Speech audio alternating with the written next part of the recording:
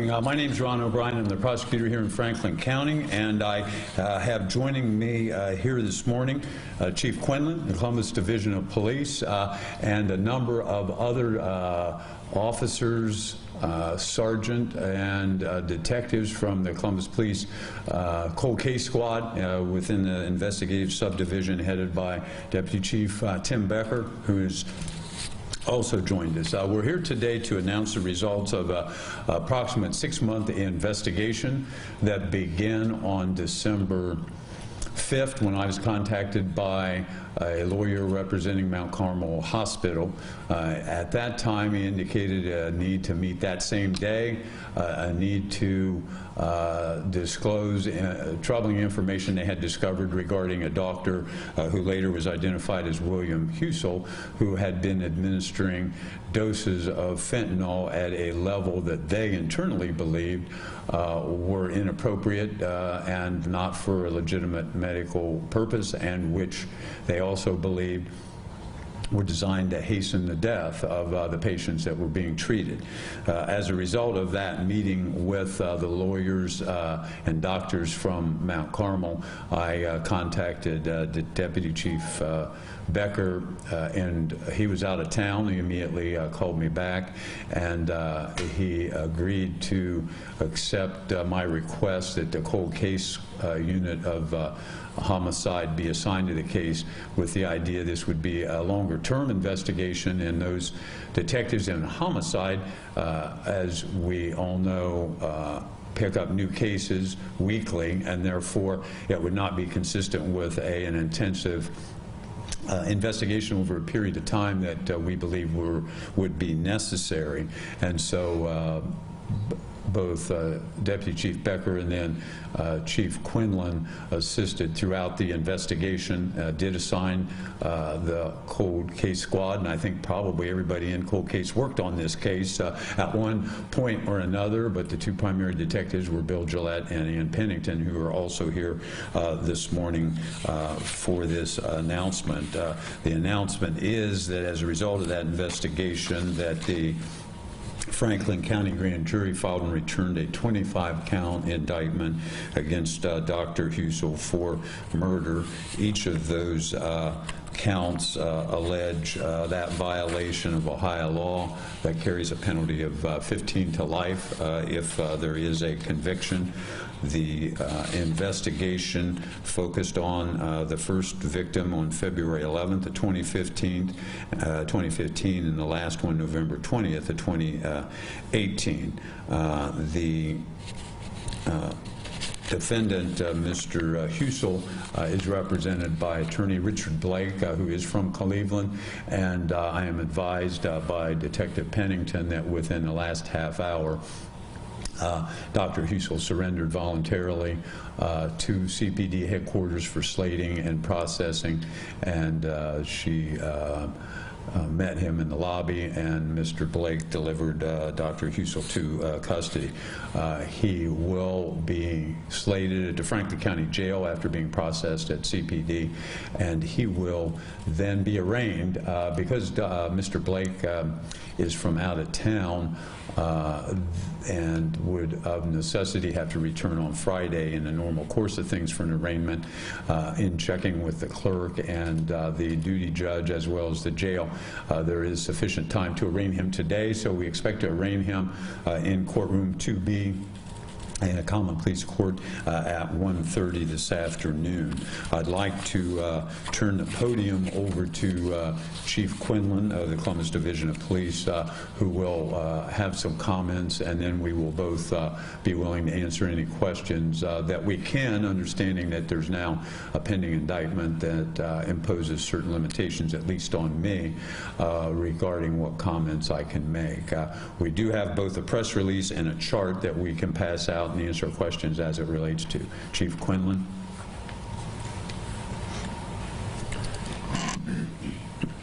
Good morning. Thank you, Mr. O'Brien. First, let me express my deepest condolences to the families of all the victims Dr. Husel's homicidal actions have caused. This breach of a doctor's oath is vile and worthy of today's actions, and that begins the process of holding this accused killer criminally accountable. I'm very thankful to the many investigators who have worked tirelessly assigned to this case to be sure the doctor is held to account. They have performed their duties professionally and in a highly compassionate manner. I'd like to provide the public with an overview of the investigation that culminated in today's indictments presented by Mr. O'Brien and the Franklin County Prosecutor's Office. On December 7th, 2018, the homicide cold case received information indicating numerous patients had died while being treated by Dr. William Scott Husel during the course of his employment at Mount Carmel Health. Detectives began investigating the circumstances surrounding the death of at least 35 patients. And this has been the primary driver of the cold case homicide unit for the past 7 months. Detectives reviewed approximately 30,000 pages of documents, consulted with medical professionals, and conducted numerous interviews with witnesses and family members of the deceased. A significant challenge unique to this investigation is that detectives needed to familiarize themselves with medical records, terminologies, practices, and procedures in order to understand the difference between treatment and criminal activity. This challenge was met with the support of the Investigative Subdivision Chain of Command, assistance to the Franklin County Prosecutor's Office, as well as the extraordinary cooperation provided by Mount Carmel Healthcare. The investigators appreciate the cooperation of the family members and credit their assistance with leading to today's indictment. The investigation revealed probable cause linking 25 deaths that were a direct result of non-therapeutic doses of drugs, including fentanyl, that Dr. William Scott Husel ordered to be administered in excess of medical standards. I want to also credit the cooperation received by the medical, pharmacy, and nursing boards that without their key guidance to investigators, the outcome would be extremely difficult. It is our sincere hope the families of these victims will find solace by the state of Ohio holding Dr. Husel accountable for his devious conduct. Thank you. Mr. O'Brien? Thank you, Chief. Yes, I'd like to second, I guess, a couple of things the Chief said. And first, throughout, from that very first meeting on December 5th up until as recently as yesterday, Mount Carmel, their lawyers, their executives, their doctors, and particularly Dr. Roth from Trinity Health, throughout this process have been completely cooperative, understanding certain medical records that can't be provided without a subpoena. Luckily, we have a grand jury daily that issues subpoenas. So once a subpoena was issued, documents were produced in volume forthwith. They provided complete cooperation for anything that we asked.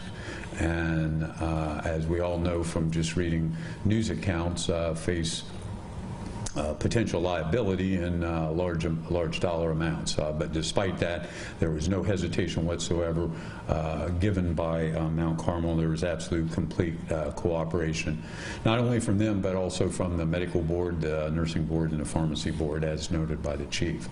So I think we have a chart that deals with the, and I don't know if we passed it out or if it is on the overhead.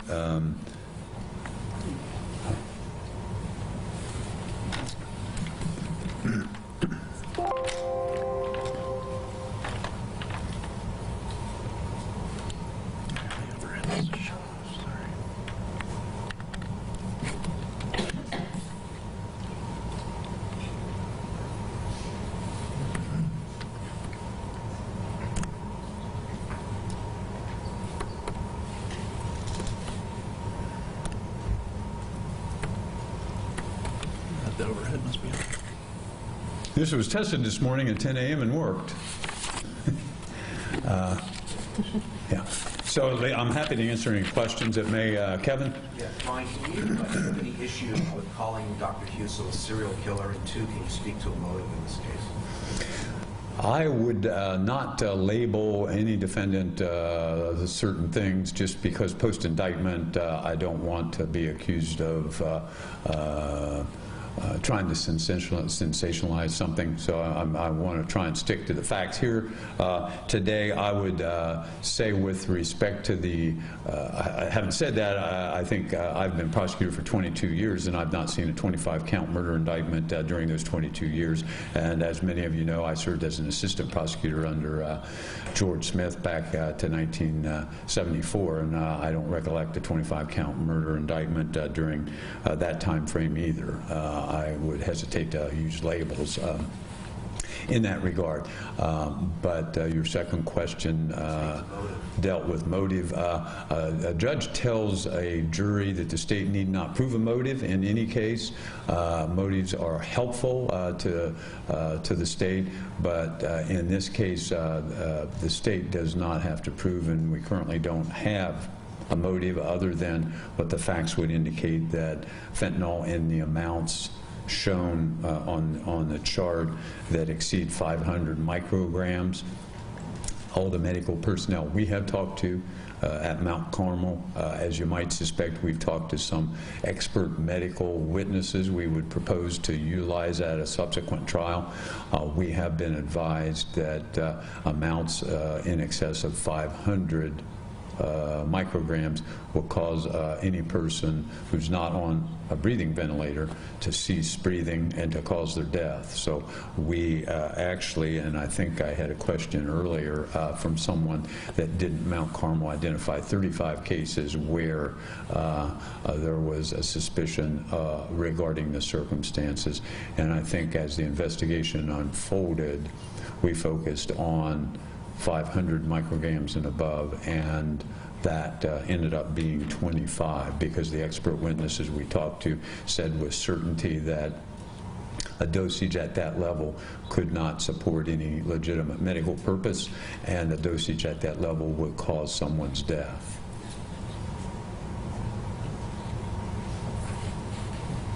Where does Mount Carmel stand as far as your guys' investigation? I know in the civil cases there were other people that were listed as well. As far as your office in this case, where do they stand in this case? The question deals with other people, either Mount Carmel individually or other people associated with Mount Carmel. They were interviewed as witnesses, nurses, pharmacists, and doctors or other medical personnel at Mount Carmel, and were treated as witnesses, not targets, not suspects, not potential defendants.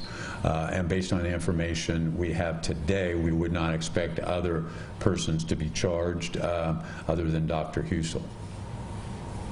You believe he acted alone?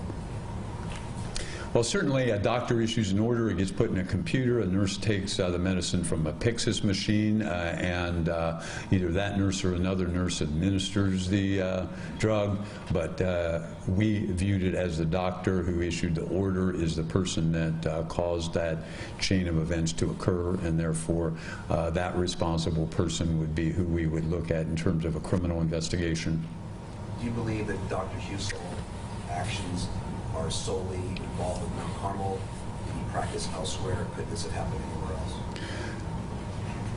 We had contact with the Cleveland Clinic where he trained at prior to joining Mount Carmel Health System, and were advised by them that they internally, after these events became known to them, did an audit and an investigation, and then they did not find the same kind of conduct during his time with the Cleveland Clinic. I'm not aware of any other medical employment that he had other than Mount Carmel and Cleveland Clinic. He went to medical school and is a DO, having graduated from Ohio University College.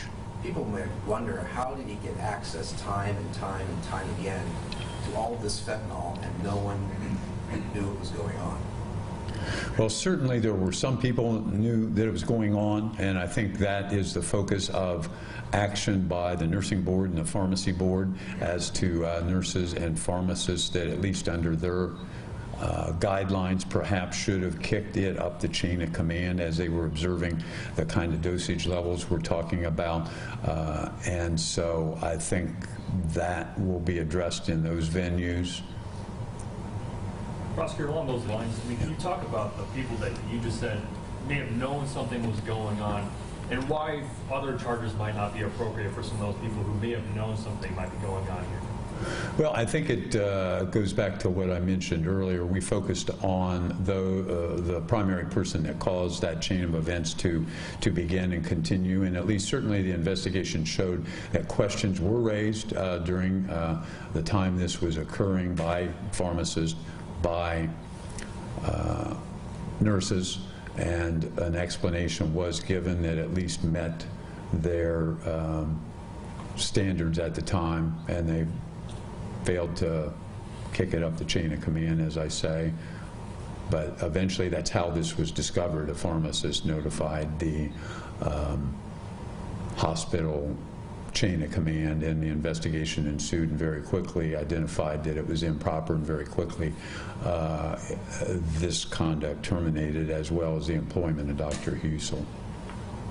There being no repercussions, just to get it clear, for these nurses and pharmacists, does that hinge from the actual board to determine that? Well, I believe there will be repercussions for those kind of people, be they nurses or pharmacists, but they won't be in a criminal courtroom, is I guess what I'm trying to say. Ron, the charges are 15 to life. Does that mean that the death penalty is off the table? The death penalty in Ohio applies when the charge is aggravated murder under another section of the code, and even though this is a 25-count indictment, it is for murder as opposed to aggravated murder. Therefore, the death penalty was not available as a potential penalty. There is a difference, as you all know from covering the courts. Each crime has a group of elements that have to be proven by the prosecution. The elements are different for aggravated murder and murder, and at least we were comfortable, based on the investigation and the expert witnesses we talked to, we were comfortable with pursuing murder charges based on that investigation and the expert testimony, as opposed to believing we could prove aggravated murder. So the death penalty never really was under consideration. Why wasn't this aggravated murder? Because the elements weren't present. The difference between murder and aggravated murder is prior calculation and design, and we did not believe we could prove that. So, Ron, in one case, there was evidence that a paralytic drug was administered to a patient prior to the pain medication, which suggested, at least to the civil attorneys, that there might have been prior calculation involved there. Did you look at that? Yes, we did. Question Ted Hart from NBC4 asks is whether or not we looked at the each individual case we looked at to determine the facts and circumstances of the disease, the reason, medical reason for the administration of drugs, and the presence of a paralytic for someone is one of those factors, along with the weight of the patient, the age of the patient, their medical condition, and what they were being treated for.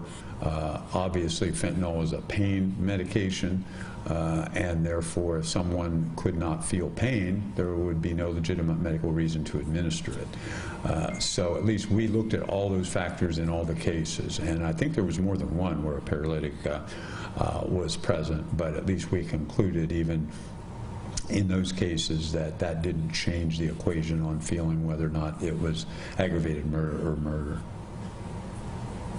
As I'm sure you know, with fentanyl, from talking and doing the investigation, 500 is something that there will be conservative doctors who say it's too much. There will be more liberal doctors who say that's not too much. How was 500 decided on as the number? Yeah, I have talked to many doctors, and I have done some research and had research provided to me from medical journals, and I have found nowhere that says 500 micrograms of fentanyl is an appropriate use of fentanyl for treatment of someone being taken off a ventilator. It is given in the emergency room in those kind of levels, but the person is and continues to remain on a ventilator throughout that entire proceeding. Most of these cases that we see here, the process was the patient was being taken off a ventilator, and it was what they call a palliative withdrawal, where the person was going to continue their journey, and many of them were making that journey to serious medical illness and potential death. But I likened it to the burning down of a candle. That candle, while there may just be a ½ inch of wax left, if I blow that candle out, I'm causing that flame to go out sooner than it would naturally. And I think in likening it to what occurred in some of the cases here, that's a similar circumstance where under Ohio law, death is to occur naturally. Removal of life supports is something that the family must be consulted for. There's a protocol for brain death primarily in place to deal with organ donation, but those procedures were not followed in these cases, and we believe that in every case that the grand jury returned an indictment on, we believe that the cause of the death, the hastening of death, was the administration of the fentanyl. Did he, in terms of how he administered, did he do this in the presence of any family members? Did he do this in the middle of the night when nobody was around? Can you talk about how he gained access to these patients with nobody seeing him doing it? Well, certainly I think in most instances, I think family members were present at the hospital or called to the hospital, or someone who had a power of attorney, because many of these patients were on what they call a do not resuscitate order. But that still does not authorize the administration of fatal doses of fentanyl. A do not resuscitate order is an order not to take extraordinary means to extend life, namely in most of these cases a breathing ventilator. And by taking the person off the breathing ventilator, it may or may not cause death. I think understanding, I can't get into all the details underlying the medical conditions and facts in these cases, but I think Mount Carmel has already publicly stated there were at least 3 to 5 of these patients that they believe if additional medical treatment had been given, that they had the possibility, not the certainty, but the possibility of actually walking out of the hospital. So those kinds of things, many of you, if you're, maybe I don't want to say as old as me, but you remember the case of Karen Ann Quinlan, who was taken off a ventilator after much litigation, and how many years did she live off that ventilator when the medical testimony in front of the judge in New Jersey, I think it was that if you take her off the ventilator, you'll be killing her. And she lived years afterwards. So merely removing someone very ill off a ventilator isn't necessarily going to cause their death. So you said that you believe there's no conspiracy in that the nurses and pharmacists, maybe they didn't know to the extent, but so did Dr. Husel, because I assume you had the conversations like a lot of us in the room have had with nurses or doctors or medical professionals that say, if a doctor ordered that level, there's no nurse in the right mind that would administer that drug. So how did he get them to do it if there's no conspiracy? Was he suave? Was he intimidating? How would you describe like what he did? Well, I guess I've never met Dr. Husel, so I wouldn't describe him like in any terms. But I think that he did provide, at least to the satisfaction of those, many of them newly certified nurses, that he did provide an explanation to them that at least satisfied them to why he was using the dosage levels that he was. I think he did, as Mount Carmel had publicly stated previously, did indicate to many, had trained at the Cleveland Clinic and had an additional certification in anesthesiology and had a habit of being utilizing these kind of drugs and these kind of drugs in these amounts, and I suspect that was that kind of an explanation that satisfied people not to report these amounts. But do you believe that Mount Carmel had the proper procedures, protocols in place to stop someone like Dr. Husel? I guess I don't feel I should address what procedures Mount Carmel had in place or not in place. That is, I think, something that has been alleged and will be decided in the civil cases. Do you think he targeted those nurses with less experience, perhaps? The question was, did he target those nurses? I think being a third shift, I think it was just assignments that it is somewhat normal that people with lesser time and grade typically work third shift, whether it's in the police department or whether it's at an ICU unit in a hospital. Prosecutor, you mentioned focusing on those 25 people that had more than 500 micrograms. The other 10 potentially questionable deaths that maybe had a lower dosage, is there still an investigation ongoing into whether maybe perhaps lesser charges might be appropriate there? I think there were a group of cases, and I'm not sure how many, that didn't involve fentanyl, but involved higher levels of morphine that were being looked at and were being reviewed. I don't think we ever received packets of information on that, but certainly I think that's something that will continue to be looked at, yes. So the investigation's still open? Yeah. This is looking a little bit ahead, but can you talk about your intents this afternoon when it comes to his arraignment and what bond you'll be seeking or requesting for him? Well, certainly, as alluded to before, it is a rare occurrence where someone is facing a 25-count murder indictment, and so we would be seeking a substantial bond. It would be, I'm not sure if a judge or a magistrate will hear the arraignment, but certainly we'll be seeking a substantial bond. And believe a substantial bond's in order. Understanding, I would add that Richard Blake has been very cooperative. As I say, I contacted him earlier this week and told him that we expected to be moving forward on these cases.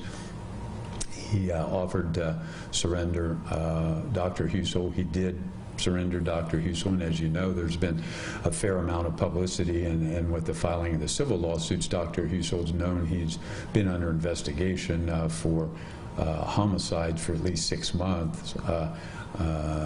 Upon my request, actually, when I had questions dealing with him still being at large while the investigation continued, in a matter of 24 hours, Mr. Blake surrendered his passport to me. So I've had Dr. Husel's passport in our office since probably back in February or thereabouts, maybe even January. So we don't believe he's a flight risk, but given the nature of the charges, we think the bond should be substantial.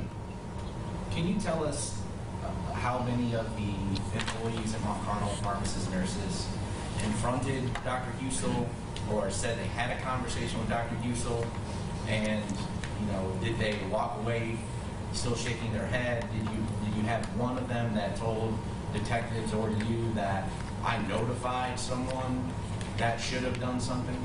I think there were several reports up the chain of command that the investigation disclosed. I don't know how many people off or on questioned it.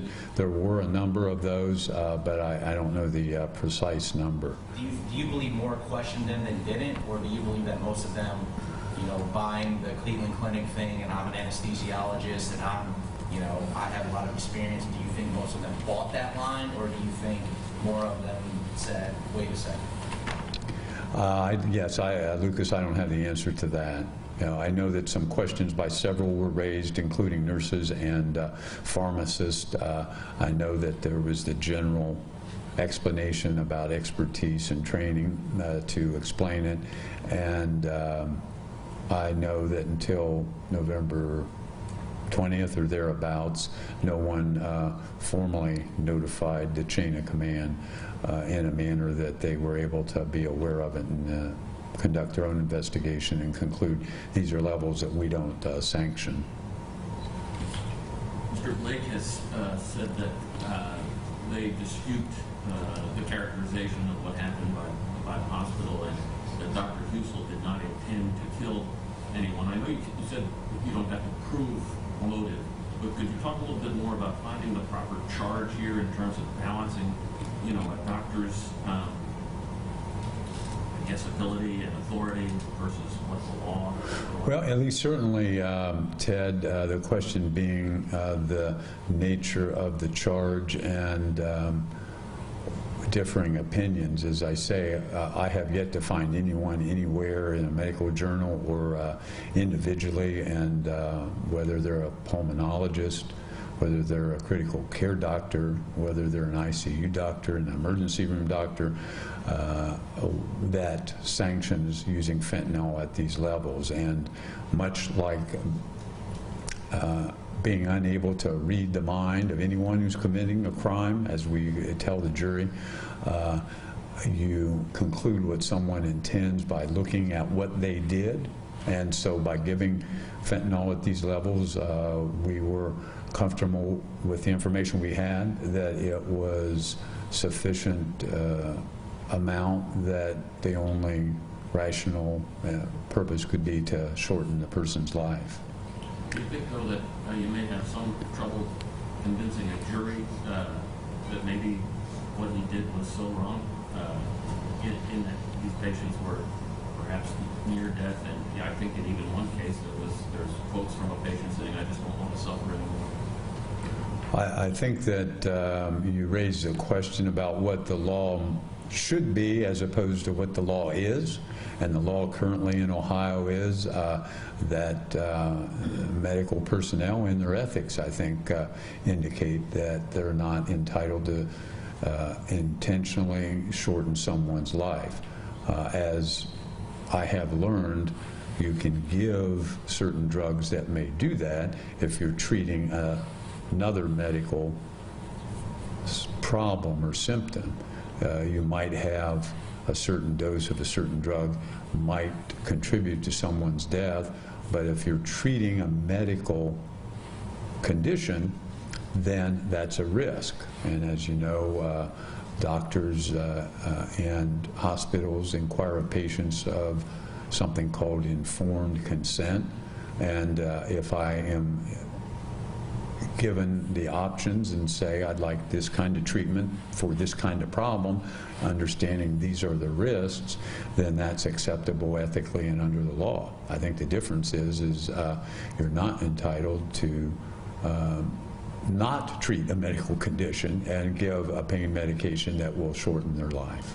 So from a human standpoint, and you touched on the complexities of investigating this and the discussions, and I know when you and Jimmy talk about it, I guess, just from a human standpoint, about you've seen the families tormented by, why didn't I recognize it? Why didn't I speak up? Why didn't I see something? Can you kind of talk about, maybe share some of those thoughts you've had about just for families that are going to be in that situation or might be in that situation, what you learned, what they could do to maybe, stand up to a doctor like Husel? Well, I think the families just need to be fully informed as best they can and ask as many questions as they can before they would make a decision. And we've all heard the term seeking a second opinion. So at least those are the kind of things I think families in these kind of circumstances can do. Prosecutor, going back to motive, I know you said you don't have to prove it necessarily, but is there any scenario in which this is just extreme incompetence and that's why he was giving these lethal doses that are not recommended by anyone? I mean, how do you prove this was murder and not just, just someone who was completely in over their head medically? Well, I guess that will be what we'll present at trial, but certainly there are protocols. You can look at the Ohio State University has their hospital system has a palliative withdrawal procedure online that I looked at early on in this investigation that lists the requirements they impose at their facility for counseling with the family in advance. First, the kind of drugs that could be used, the kind of symptoms that they're treating, and the kind of therapeutic levels. And I believe theirs was 50 to 100 micrograms for palliative withdrawal from a ventilator. That I have found is a reasonable kind of number.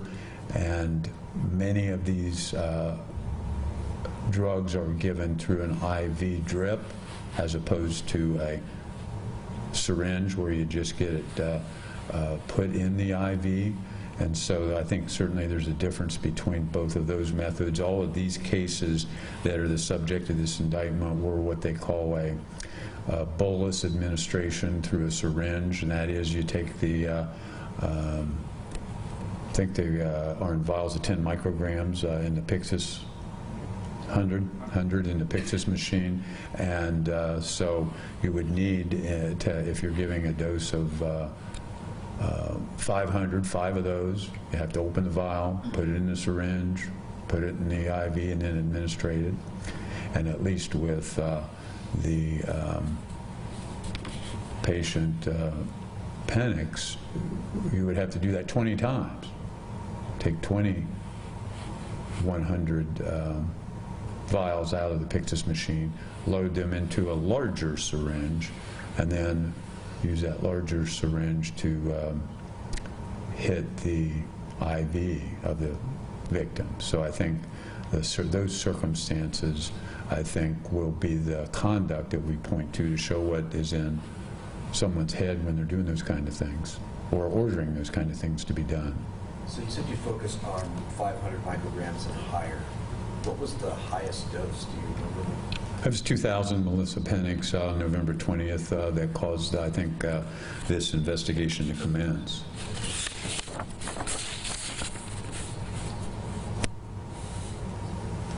Correct. And at least the chart would show the administration happened on 2/49. The drug having been ordered on at 22/47, which would be what, 10/47. It was ordered. It is administered at 10/49, and the time of death was 10:53. So you're saying that person had multiple times? No, they just That was once. just once. Can you talk about what role your office will have with the state licensing boards going forward as they try to hash through license suspension or revocation? Yeah, we have met with the lawyers from the medical board, the lawyer and executive director for the pharmacy board. Detective Pennington's had constant contact, I know, with them as recently as a week ago, and also with the nursing board. And I might add, they were subject to some criticism by someone early on that they had not taken action sooner or quicker, and at least I would commend them because when we got in the investigation, contacted them, as did Mount Carmel, to report it. They had to self-report certain things and asked them to hold off doing their investigation until we could complete an investigation of key witnesses, having them interviewed. You do not want to have multiple government agencies all tramping in the same sandbox at the same time, because the result's not good. So, however, we don't control them either, but they were kind enough to delay moving forward on their investigation until the detectives were able to interview all the medical personnel and at Mount Carmel that might be subject to their licensing. So if I didn't mention before, I certainly want to thank the 3 state boards for their cooperation, and at least I would not expect, I guess, answering your question, us to have a role at the medical board, because they are well qualified to deal with their licensing issues, and we'll cooperate with them in any way that they want, and they with us, I'm sure. You believe Dr. Husel is mentally competent to stand trial? I have no reason to believe that he's not competent. That's correct, and his lawyer has not suggested that, and that's usually where the suggestion will come from. Other questions? I have one. Hi, Quintelle from the Associated Press. Regarding the 10 cases that Mount Carmel identified that were not reflected in these charges, just to follow up on what you said earlier, are all 10 of those cases still under investigation, or are there cases that were investigated and determined would not be proceeded? on them? I think some were investigated among those 10 that were at lower levels than the 500 threshold, and others were morphine only that really didn't come to their attention until later because they did their audit at 500, feeling that administration of 500 and above was improper. Then they dropped it to 400 and did an audit of 400. I'm not sure what they did below the 400, but I do know that the ones that were morphine only were discovered later in the process. But I don't know the precise numbers. Prosecutor, after going through this case, do you think that the state needs to have maybe stricter standards to make sure that hospitals like Mount Carmel maybe have more robust policies to prevent something like this from happening?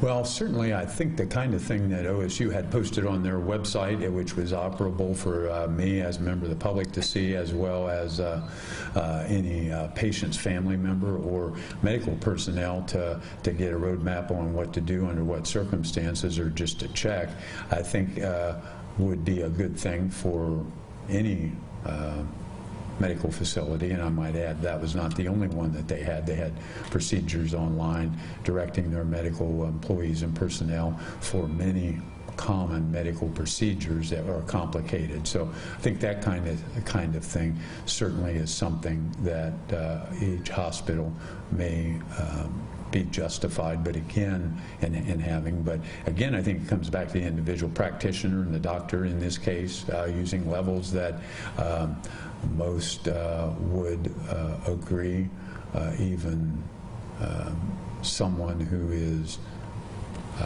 yesterday I talked to someone, said I have a relative who is in first-year nursing school, who immediately recognized that these levels of fentanyl were something you do not administer to patients. And so I think it comes back to the individual practitioner. So this may be a question for police, but in any of the families of the 25 people on your list, did any of them mention that, you know, they thought this was a merciful way to end the life, or did everyone say, you know, this doctor screwed up? Again, as I said, we had very good investigators here that handled this directly, and what I'd like to do is ask Sergeant Terry McConnell, who had day-to-day direct supervision over the investigation, to respond to that directly. Sergeant McConnell, you want to come up? None of the families suggested that to us.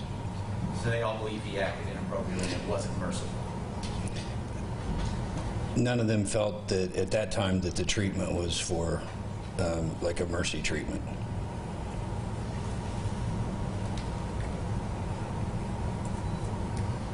Was there anything about the Melissa Penix case when you look at the levels that he used over the years, 500 some thousand mixed in, and all of a sudden we get to this case where there's 2,000 micrograms. I mean, to look at it, you know, it almost suggests that maybe he wanted to be caught. Or was there something in particular about her case, why he would have gone to that level?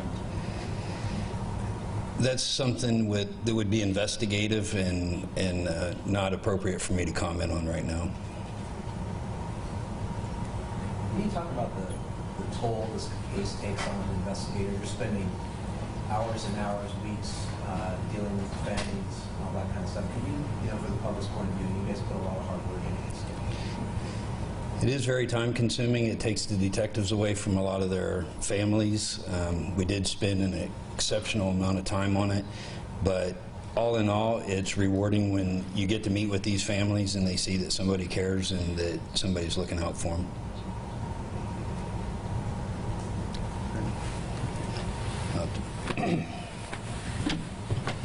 Other questions? Happy to answer. Okay, thank you for attending today. And as I say, is it 1 or 1:30 that he would be?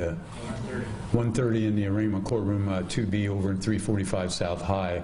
Dr. Husel should appear with his lawyer, Mr. Blake. And Mr. Blake, when I talked to him earlier today, said he'd be willing to give a statement to the press as well, which I think is somewhat what I think one of you already asked, and that was that he has indicated he didn't intend to cause these patients' deaths.